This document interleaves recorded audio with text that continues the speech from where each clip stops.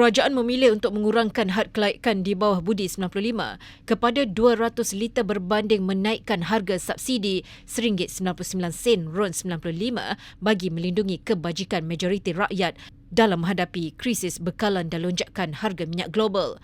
Menteri Kewangan II Datuk Seri Amir Hamzah Azizam berkata, jika kerajaan memilih pendekatan menaikkan harga RON 95 berbanding mengurangkan kuota penggunaan, semua pihak akan terkesan dengan peningkatan harga itu. Beliau berkata keputusan mengurangkan kuota penggunaan di bawah budi 95 dibuat berasaskan analisis data dan pertimbangan implikasi menyeluruh bagi meminimumkan kesan kepada rakyat susulan krisis bekalan minyak dunia. Katanya jika harga RON 95 dinaikkan walaupun kecil, contohnya daripada RM1.99 kepada RM2.05 seliter, ia akan memberi kesan langsung kepada semua pengguna tanpa pengecualian. Sebaliknya, beliau menegaskan pelarasan kuota penggunaan hanya memberi kesan kepada sebahagian kecil pengguna, memandangkan berdasarkan data, kira-kira 90% rakyat tidak terjejas dengan langkah pengurangan kuota daripada 300 liter kepada 200 liter sebulan. Tambahnya, walaupun terdapat pihak yang terkesan dengan pelarasan dasar itu, langkah berkenaan dianggap terbaik buat masa ini dalam mendepani ketidaktentuan ekonomi global. Beliau berkata demikian kepada Berita Harian dalam satu temu bual eksklusif bagi mengulas keputusan kerajaan mengambil pendekatan mengurangkan kuota penggunaan RON 95 berbanding menaikkan harga bagi menangani isu bekalan minyak global yang terkesan berikutan penutupan Selat Hormuz susulan konflik di Asia Barat. Mengulas lanjut, Amir Hamzah berkata majoriti pengguna di Malaysia menggunakan sekitar 100 liter RON 95 sebulan, sekaligus menjadikan pelarasan itu bersifat bersasar dan tidak membebankan sebahagian besar rakyat.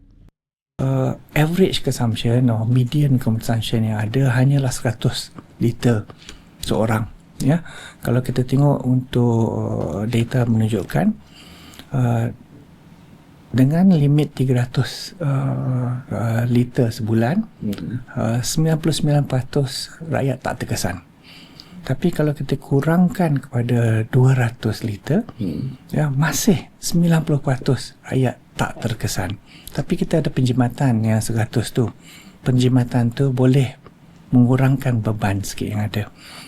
Tapi bila kita kurang pun juga, kerana consumption dia tak even tak bermakna tiap-tiap orang yang lebih pada 200 tu terus ke 300. Dia tengah tu 201, 202, 205, 270 kan.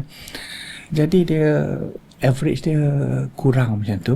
Jadi impactnya taklah tinggi. Tapi bila kita kurangkan jurang daripada 300 ke 200, ini bermakna pun penggunaan yang tidak kita haraplah tak meningkat di masa tekanan yang ada juga dapat dikurangkan lah.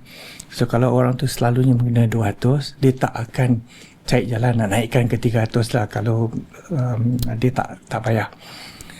Jadi ketirisan pun akan berkurangan. Jadi itulah satu cara yang kita gunakan. Kita tak nak impact seluruh kalau kita naikkan terus 199 kepada harga yang lain. Ya, kalau kita guna pendekatan ni, kita dapat mengurangkan implikasi kepada rakyat.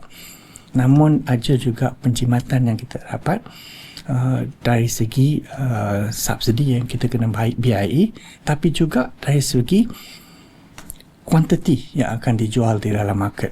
Bila kuantiti berkurangan dan kestabilan bekalan pun dapat ditingkatkan untuk zaman yang lebih lama lagi lah.